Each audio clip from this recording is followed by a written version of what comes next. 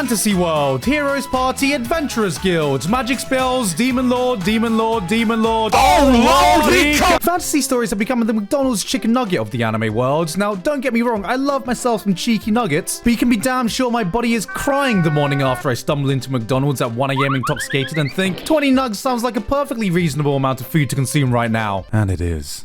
Oh, it always is. Even if we exclude the Isekai genre, it feels like every world is set in the same basic Billy's first D&D campaign with only slight variations here and there. Like every so often we do get something unique like what's the name again? You know, the fantasy anime with that skull guy? No, like the skull guy was one of the main characters. No, the other skull guy. No, it had a skull guy and there was red hair. Are you fucking kidding me? Magus Bride. It was Magus Bride. So to me, it would be a complete surprise if I found a story that had all these usual elements present and yet somehow immediately twisted it in a way I'd never seen before, while stamping out an emotionally poignant, hard-hitting tale that nigh on near brought a tear to my eye within one chapter. But that's exactly what Sousou no Frieren did.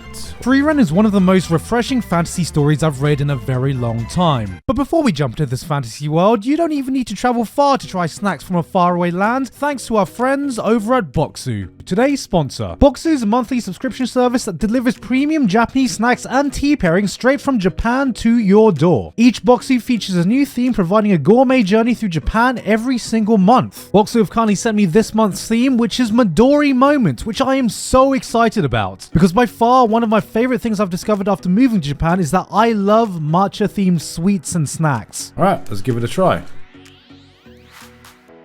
Oh god, oh my god, that's so good. Oh fuck, this is fucking amazing. Oh, that smells so good.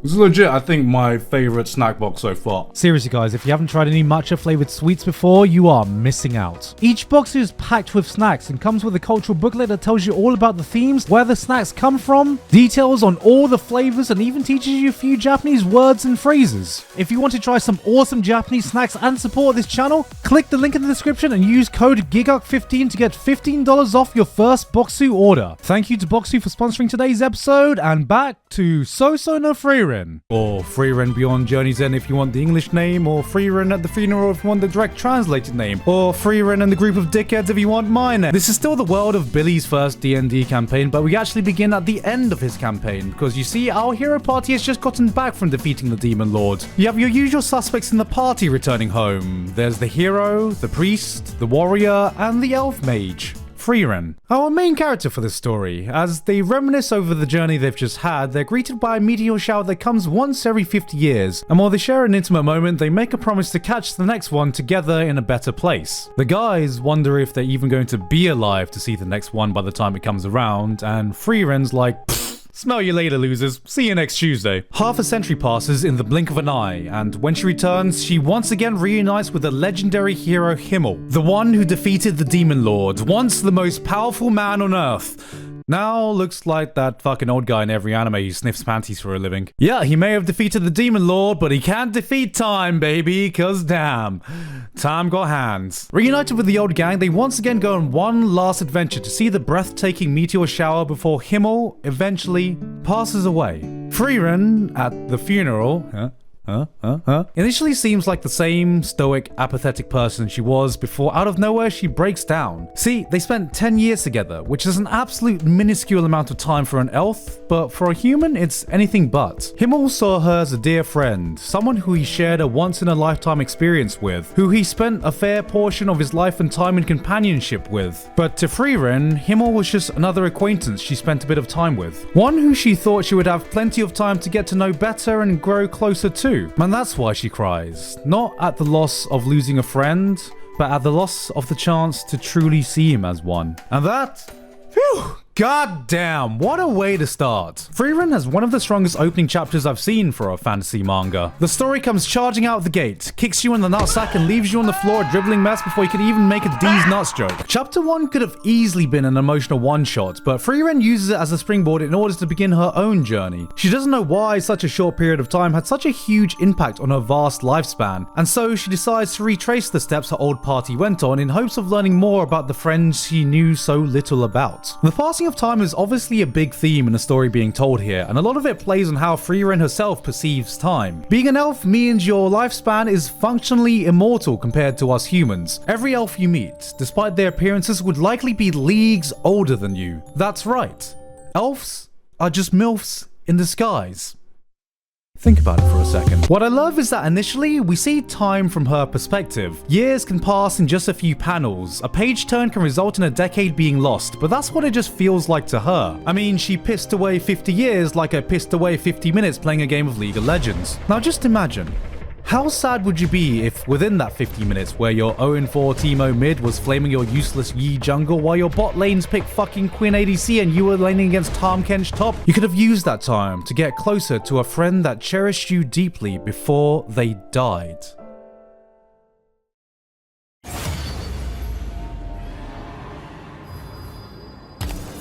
I'm already playing League, there's no going below rock bottom. A lifespan of 1,000+ years is so unimaginably long for humans to be able to comprehend. As Frieren goes on her journey, we see the effects of the different towns and villages that were saved by the hero's party, and how the memories of what they did were being preserved. Because even if we were involved in an event as massive as saving the world and defeating the Demon King, life moves on after that. Stories will get passed down, statues will persist, but living memories of the people who actually remember will only remain for so long. You see, Frieren deal with problems that we would never even begin to think about. What happens when all of your friends pass away and there's no proof of what you did together aside from the memories you take with you? How do you even begin to build the same bonds when you know their entire lives will be just a blip in yours?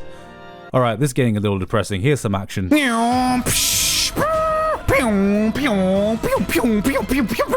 One upside of being in the party that defeated the Demon King is that Frieren kicks fucking ass. She was already strong enough when she helped defeat the Demon Lord, but now she has even more time to hone her magic. Frieren only keeps getting stronger and more powerful. Frieren barely fears any monsters, and her crew sweeps up any trouble they encounter on their journey. Frieren is not an action manga, don't come here looking for that. While there are some fights here and there, and as the manga goes on, an overarching plotline starts to form about taking down some of the remnants of the old Demon Lord's army, where the manga shines is in its quieter, introspective moments. Even though Frieren is probably older than any of us will ever come close to reaching, she still feels like a naive kid in a lot of ways. Oftentimes, she'll come off as detached or uncaring, and it's seeing her slowly come to terms with what she's been through, processing her experiences, and the beautiful moments that come out of it, is what is right at the heart of this tale. I don't want to be that guy that sits here and says, oh, it's kind of a slow burn, guys. Because to me, slow burn has always been the code for, you basically just said it's boring, but in cursive, you pretentious hack. But what I found here is that there's such a unique feeling that leaves you whenever you finish a chapter, and that's because of the atmosphere it creates. It's not a series that sucks you in and refuses to let go, but instead it blossoms and envelops you. You get lost in its ambience. Ambience? Ambiance? Ambiance. God damn it, I am that pretentious hack. Which is why I think this manga is screaming for an anime adaptation. It's rare to find a manga that is able to set such a strong atmosphere, so I can only imagine what it would be like with sound effects, voice acting, music, and motion to help set that tone. Normally when I read a manga, I put my Sonic shoes on, fucking Running in the 90s starts playing, because my eyes speed through these panels. But with Frieren, there are several points with zero dialogue, zero reason to hold back, and yet I found myself slowing down my reading pace to just give time for the tale to sink in a bit more. Because it just felt right. There would be a line or two that would come out of nowhere and just stick with me. Like in one of these chapters, Frieren meets a teenage boy named Stark, who's the disciple of one of the members of her hero party, but also a coward. He's living in this village that's being terrorized by a dragon, and when Frieren asks him for help to get rid of it, he reluctantly says yes, even though he's terrified. So when she asks him why he would risk his life protecting this village, he replies, it's simple. He's lived there for 3 years.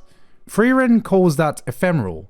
Stark calls it an eternity. And I don't know why, but that one little line reminded me just how different we view the passage of time as we get older, elf or not. The older you get, the more time feels like it speeds by, and I don't know why, just that one line alone made me wallow in the moment for a second of just what time must feel like to a being like Frieren. And it's little bits like this that is the real beauty of this manga. When you read it, there won't be this big world-shattering plot twist or this dramatic character death that sticks out to you. Sometimes a character will just say a line that will make you pause for a bit, or you'll turn a page and just see this panel where you just have to sit there and absorb for a while. Chapters are seeped in an air of melancholy. Frieren would be reminiscing about the party and I would be feeling nostalgic over them, even though I barely even knew them. But I suppose that's exactly how she felt too. We are told that elves in this world are essentially endangered species, largely coming from their lack of drives to seek out each other and breed, which makes sense. For a species, having such an overabundance of time can be a curse, because when you have so much of it, how do you find the motivation to make the most of it? A story like Frieren shows us that it's not just about the amount of time that defines what will leave the biggest impact on your life,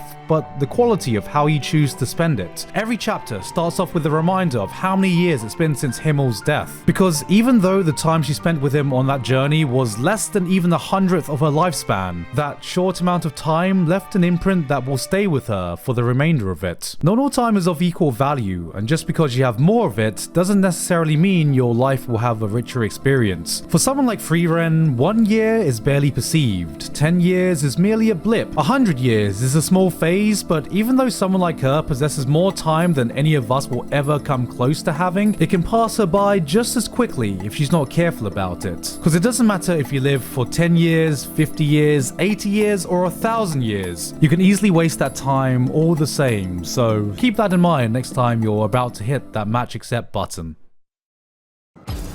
Oh, for fuck's sake. Hey guys, hope you enjoyed that video.